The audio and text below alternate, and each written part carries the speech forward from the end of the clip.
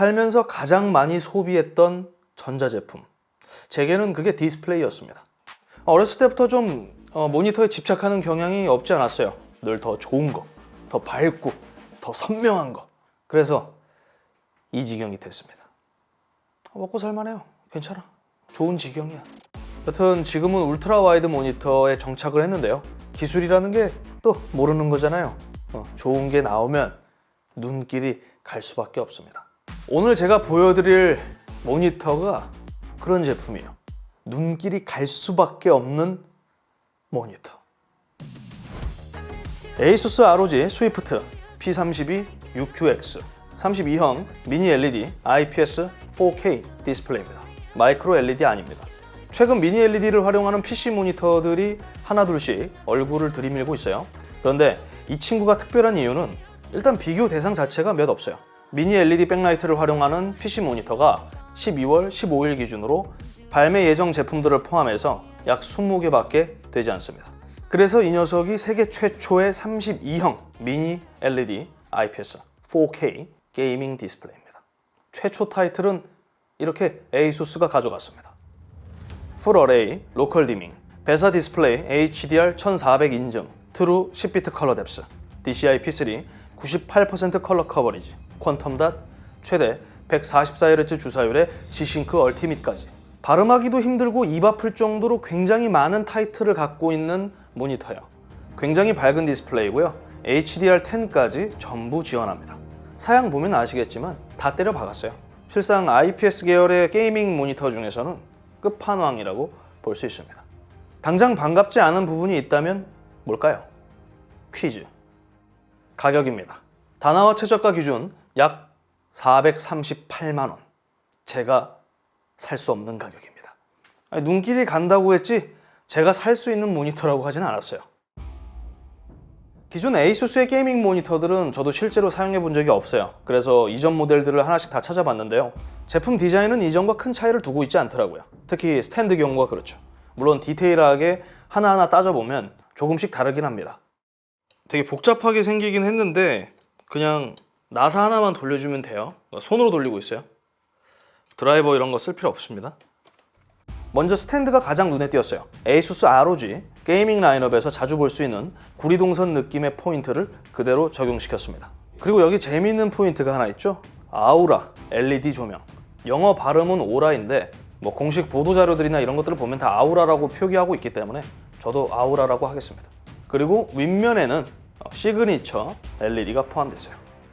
와, 제정신이 아니네요. 야, LED가 몇 개가 들어오는 거야? 본체도 스탠드만큼 재미있는 기능들이 많은데 빠르게 하나씩 훑어드릴게요. 먼저 뒷면에는 기존 ROG 라인업에서 볼 수 있었던 특유의 패턴들로 포인트를 줬습니다. 특히 우측 상단에 거대하게 박혀있는 ROG 심볼의 RGB LED가 매우 인상적이죠. 이 역시 색상이나 애니메이션은 언제든 변경할 수 있습니다. 당연히 끌 수도 있고요. 뒷면에 굉장히 진심인 편이에요. 그리고 일반적인 게이밍 모니터들에게서는 보기 드문 차별점이 몇 있는데요. 먼저 상단에 보면 USB 다운스트림 포트가 달려 있습니다. 무선 마우스 동굴이라든지 USB 드라이브, 웹캠 등을 연결할 수 있죠. 그리고 가운데 구멍이 하나 있잖아요. 모니터 시원하라고 이렇게 뚫어준 건 아니고요. 변환 너트를 꼽아서 웹캠 등과 같은 PC 주변 기기들을 체결할 수 있습니다. 그리고 그 옆에는 조명 센서예요. 주변 밝기에 따른 동적 밝기 조절 기능을 위한 배치입니다. 그리고 이게 좀 큰 포인트일 것 같은데요. OLED 디스플레이 하나가 달려 있어요. ASUS는 라이브 대시 OLED라 부르는데 여기에 각종 정보들을 노출시킬 수 있습니다. 시스템 온도, 클럭 수치 혹은 짧고 굵은 GIF 애니메이션들로 포인트를 줄 수 있어요. 흑백이고요. 이건 못 참지. 하단에는 다이얼 포함 총 3개의 버튼이 자리했습니다. 다이얼 가운데 버튼까지 하면 총 4개죠. 조작에 어려움은 없습니다. 모니터 조작이 어려운 걸 찾기가 더 힘들 거예요. 그리고 내장 스피커 없습니다.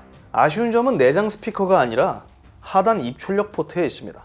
DP1.4 포트는 그렇다 치고 HDMI 포트가 3개나 달려있는데 전부 2.0B예요. HDMI 2.1의 부재. 가장 아쉬운 부분일 것 같습니다. 실상 PC 유저보다는 콘솔 유저들에게 아쉬운 부분일 것 같아요. 예를 들어 플레이스테이션 5 경우 해당 모델과 연결했을 때 최대 출력은 4K 60프레임으로 제한됩니다. 엑스박스 시리즈 X는 4K 120프레임 출력이 가능하지만 세격이 제한되죠. 풀컬러 퍼포먼스를 만끽할 수 없다는 거. 대신 VRR은 지원해요. 테어링 없는 깨끗한 화면을 만나볼 수 있습니다. HDMI 2.1이 적용되지 않은 점이 개인적으로 궁금하긴 한데 제가 물어보진 않았어요. 근데 이유가 있으니까 이런 선택을 한 거겠죠. 세상에 완벽한 제품이 어디 있겠어요. 다 뜯어보면 하나씩 아쉬운 점이 있기 마련이죠. 그럼에도 이 모니터가 독보적인 이유는 그 외의 것들이 너무 출중하기 때문입니다. 에이수스는 엔드게임 이런 표현을 쓰고 있는데 끝판왕이라는 이야기죠.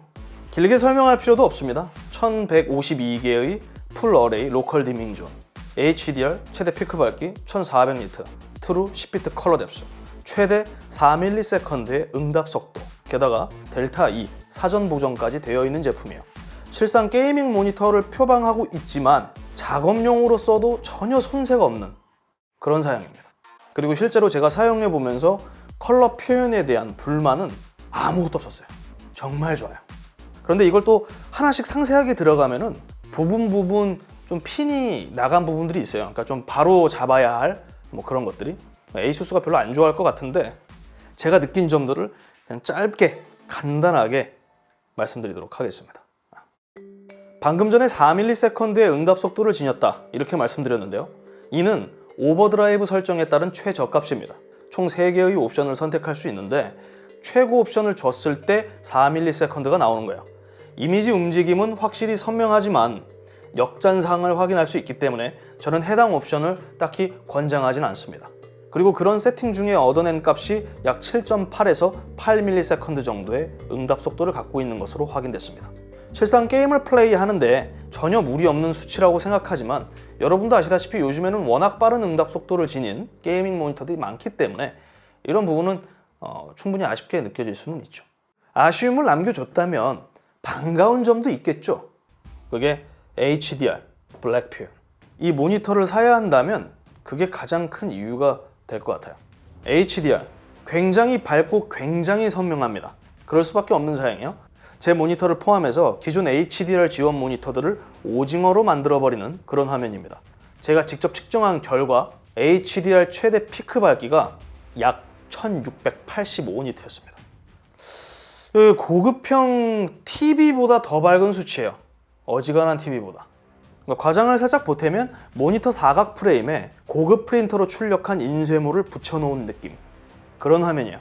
대비가 분명하고 진득한 색감, IPS 특유의 그 쨍함, 거기에 미니 LED 백라이트가 접목되면서 만족도가 굉장히 높은 화면을 보여주고 있습니다. 그리고 그렇게 더 느껴지는 이유는 화면 크기 때문입니다. 면적. 아무래도 TV보다는 훨씬 작잖아요. 32형. 그러니까 더 그렇게 느껴지는 거죠. 그리고 HDR 적용 시 명암비가 40만 대 1로 늘어납니다. 다 따지고 보면 현 시점에서 절대적으로 높은 수치는 아닌데 일반 IPS 게이밍 모니터들하고 비교하면 압도적이죠. 그리고 이게 가능한 이유는 미니 LED, 풀 어레이, 로컬 디밍 방식을 사용하고 있기 때문입니다. 미니 LED에 대한 자세한 설명은 생략하도록 하겠습니다. 그거 하면 영상 너무 길어져요. 아무튼 모니터 설정에는 가변 백라이트라는 항목이 있습니다. 말 그대로 가변, 동적으로 백라이트를 조절해주는 기능이에요. 이전 일부 게이밍 모니터들에게서도 볼 수 있는 옵션인데 이 녀석은 그 질이 좀 다릅니다. 기본적으로 이 옵션은 꺼져 있는데 HDR을 극적으로 체감하기 위해서는 반드시 이 옵션을 켜줘야 돼요. 로컬 디밍 모니터를 쓰는데 이 기능을 안 쓴다는 거는 QLED TV를 절전 모드에 놓고 쓴다는 거랑 똑같은 맥락입니다. 해당 옵션을 켜줘야 백라이트 최대 광량이 살아나고 온전한 검정색 표현이 가능해집니다. 그래서 그만큼 더 넓은 다이나믹 레인지를 갖게 되는 거죠.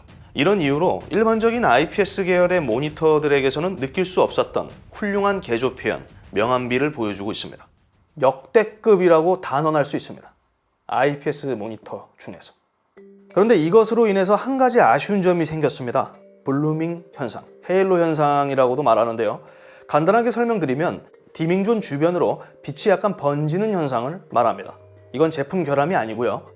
이미 이전부터 이러한 방식의 디스플레이, LCD TV에서는 흔하게 볼 수 있는 현상입니다. 삼성 QLED TV도 그래요. 제품 사양에 따라 그 정도의 차이가 있을 뿐이지 불량은 아닙니다. 일반적인 게임을 즐길 때는 크게 문제되지 않습니다. 게임은 순간적으로 화면 전환이 계속 이루어지기 때문에 이 번짐이 눈에 들어오질 않아요. 영화를 감상할 때도 마찬가지입니다. 대신 자막 부분에는 눈에 조금 띄게 보이는 편이에요. 그래서 이미지 작업이나 뭐 그런 기타 작업을 할 때는 이 가변 백라이트를 끄는 게 좋습니다. 그러니까 HDR 컨텐츠를 소비할 때만 켜는 거예요. 제가 알기로는 이 블루밍 현상을 잡기 위해서는 지금 당장은 한 가지밖에 없는 걸로 알고 있습니다. 그러니까 디밍 존을 훨씬 많이 늘려야 된다는 거죠. 근데 그러면은 당연히 좋은 화면을 보여주겠지만 어떻게 될까요? 비싸지죠. 많이 비싸집니다. 그리고 제가 한번 직접 찾아봤어요. 32형 미니 LED 4K 모니터 기준으로 이보다 더 많은 로컬 디밍 존을 갖고 있는 제품이 있을까? 있어요. 하나. 그게 게이밍 모니터가 아니고 60Hz입니다. 그래서 결국 미니 LED IPS 4K 디스플레이, 게이밍 디스플레이 중에서는 이 녀석이 킹, 왕입니다. 왕입니다요. ASUS ROG 스위프트 PG32 UQX 완벽한 제품이라고 결론 짓기는 어렵습니다. 그러나 확실히 막강한 스펙을 중심으로 당당히 밀어붙이는 깡패 같은 PC 모니터인 것은 맞습니다.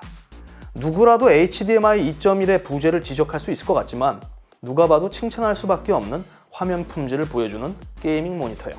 한 푼이라도 돈을 아끼고 싶다면 당연히 대안은 많습니다. 널리고 널렸죠. 근데 그 널린 친구들이 이 친구에 비하면 황홀하지 않을 뿐입니다. 그리고 고민이 될 수밖에 없죠. 400만 원이라는 금액대면 사실 좋은 TV를 구입할 수 있는 가격대니까요. 근데 이렇게 말하면 한도 끝도 없습니다. 그 돈씨 나오면 정말 복잡해져요. 그 돈 주고 아반떼 N을 왜 사? 이거랑 똑같은 거예요. 그잖아요.